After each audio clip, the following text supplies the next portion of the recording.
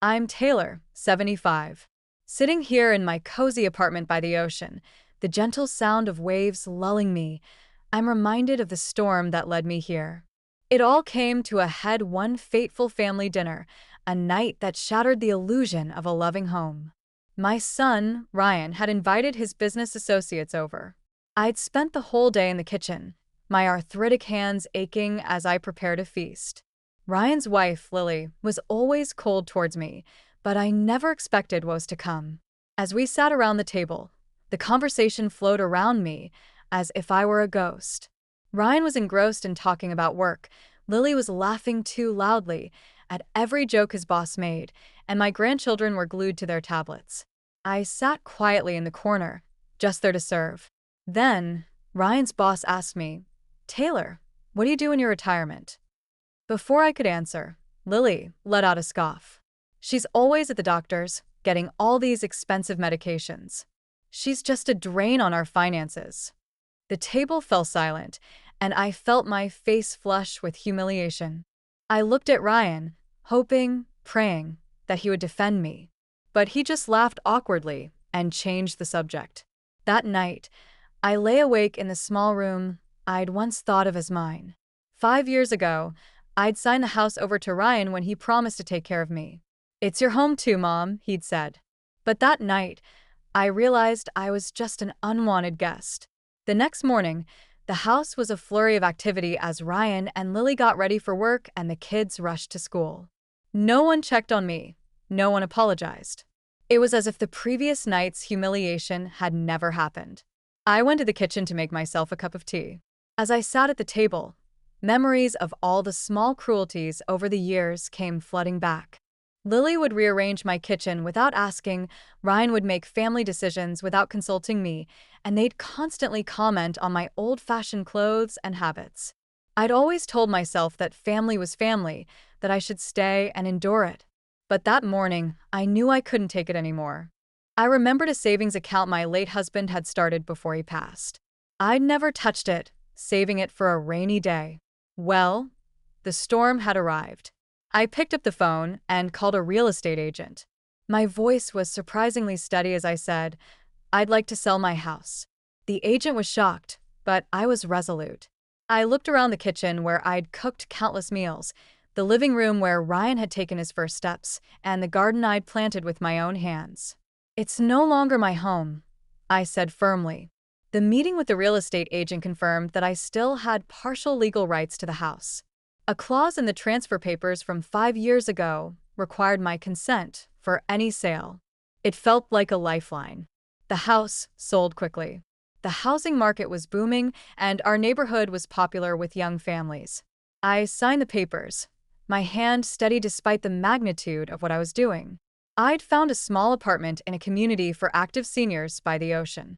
The brochure showed happy people my age enjoying their lives, a far cry from my life in Ryan's shadow. I started the delicate process of deciding what to take with me. I couldn't let Ryan and Lily know my plans before I was ready. I packed photo albums from before Ryan met Lily, my jewelry, my husband's watch, and the quilt my mother had made. Each evening, I'd act as if nothing was wrong. I'd listen to Lily complain about her coworkers and Ryan grumble about traffic. I'd help with dinner and clean up, all the while carrying the weight of my secret. One evening, Ryan mentioned that they were planning to remodel the kitchen and that I'd have to stay with a relative for a few weeks. Lily added that we needed to look into cheaper alternatives for my medications. I just nodded, knowing it wouldn't matter soon. The opportunity to leave finally came when Ryan announced they'd all be away for the weekend for my grandson's soccer tournament. I told him I'd have dinner ready when they returned, my heart pounding with anticipation. That Friday, after they left, I called the moving company. 2 young men came and loaded my few belongings into a truck. As I looked around the house that had been my home for so long, I whispered, "It's time to go." I left a note on the kitchen counter, simply saying, "I've given all I can. Now I need to live the rest of my life. Don't try to find me. I'll contact you when I'm ready." I got into a taxi and told the driver to take me to my new apartment by the ocean. As we drove away, I didn't look back. For the first time in years, I felt a glimmer of hope. I knew that by Sunday night, My phone would be flooded with calls and messages. Ryan would be shocked and angry, Lily would be furious about losing the house, and my grandchildren would be confused. But for those 2 days, I had peace. Sunday evening arrived, and I was sitting in my new apartment, listening to the waves. My phone started to ring, and Ryan's name flashed on the screen. I let it ring, knowing I wasn't ready to face them yet. Over the next few days, the calls and messages kept coming. Ryan's texts went from angry to desperate. He said the new owners were moving in, and he threatened to call the police if I didn't contact him. But I held my ground. I needed time to heal. I started to explore my new neighborhood. I found a coffee shop where the barista, a kind young woman named Mia, would make my chamomile tea as soon as I walked in. I met new friends through a book club and a Tai Chi class. A few months later, Ryan called me. His voice was full of emotion as he said, "Mom, we need to talk." I was hesitant, but I knew I couldn't avoid him forever. We agreed to meet at a cafe. When I saw Ryan at the cafe, he looked thinner and more tired. He apologized for how he and Lily had treated me. He said he'd been doing a lot of thinking and that he wanted to make things right. I told him I wasn't coming back to live with them. I'd built a new life here, a life where I was valued and respected, but I was willing to give him a chance.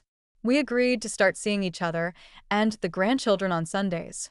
Lily was the last hurdle. A few weeks later, she called me and asked to talk. We met at another cafe.